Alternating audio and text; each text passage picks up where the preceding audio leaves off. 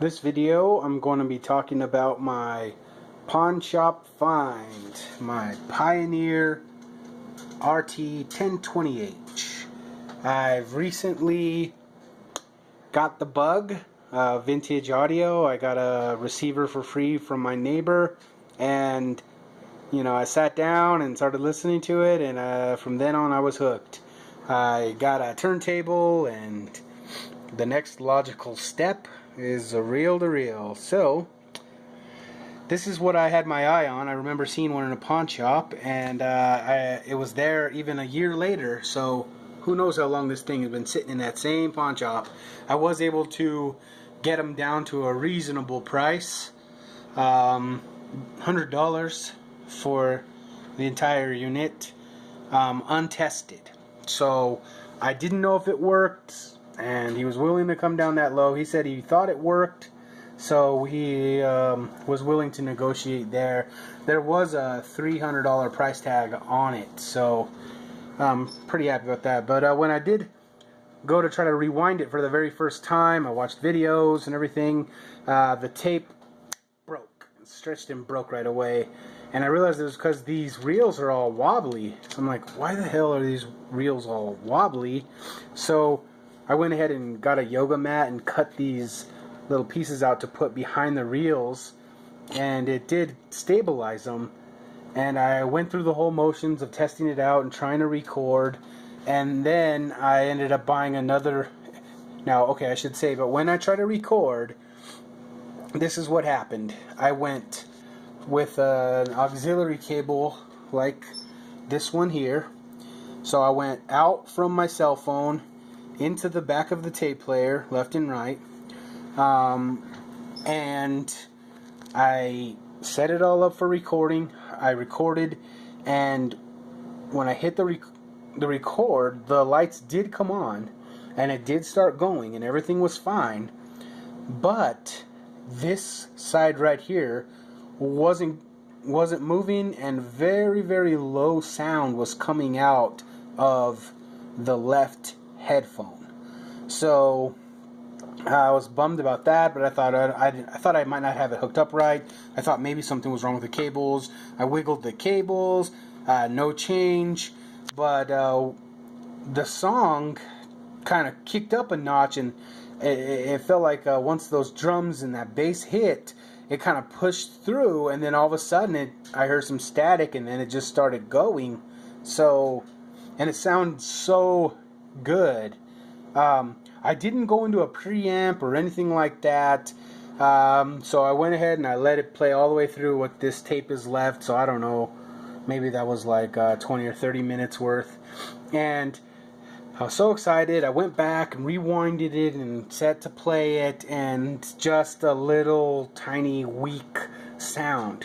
These weren't even moving. I could hear what I recorded, but just very, very, very lightly. And then I went on Craigslist, and I was able to find a couple of.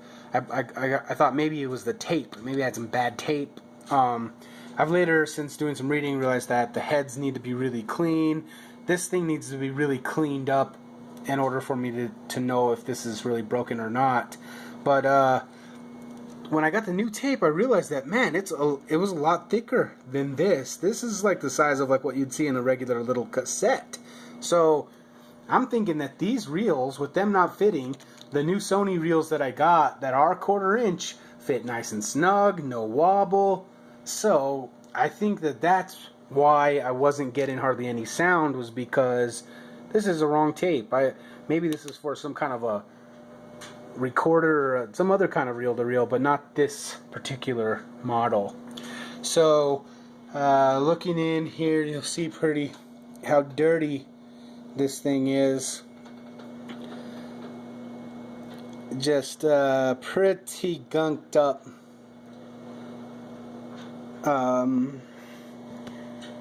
Now the heads, I'm not sure if they look worn or not, so I'm going to get in there with some isopropyl alcohol and clean all that up. But one thing, what is good so far that I've noticed about it is that there's just no dents really in any of the face. This is bent over to the left a little bit, and so is this knob here. It's bent pretty far, but I'm not going to try to bend it back, because when I was clicking this on and off, it seems like it still works just fine. There's a small dent here in the top. There it is, right there. I'm going to try to knock that out. But look at this case right here. Just beautiful wood. It seems like it's in really great shape. I can't wait till it's cleaned and shined up to see what it looks like. Same thing goes for this side over here too. Just not bad at all. No major nicks out of the case. So what I'm going to be using to get things cleaned up is this feed and wax for the wood, the duster for when I open it up and blow that dust out, the Brasso obviously for the aluminum and for all the knobs and everything. It's my cotton swabs, microfiber towels, electronic cloth, some sewing machine oil, and I gotta be real careful with that from what I read, so I'm gonna just put a few drops in a few places. The deoxit, I'm gonna go and do all of the knobs, all of the buttons here and here. So I'm not gonna mess with any of this, any of that, or this with the deoxit, just the buttons and knobs. The isopropyl alcohols for the heads, and yeah, so thanks for watching my first video, my part 1 of my Pioneer RT-1020H. Hope you like this video, and I'll go ahead and, you know what, before I end the video, I'm going to show that it works.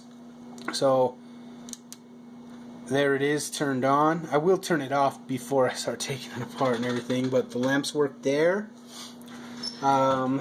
When I flick the knob over, you can see that the, I think, what is it called, capsum?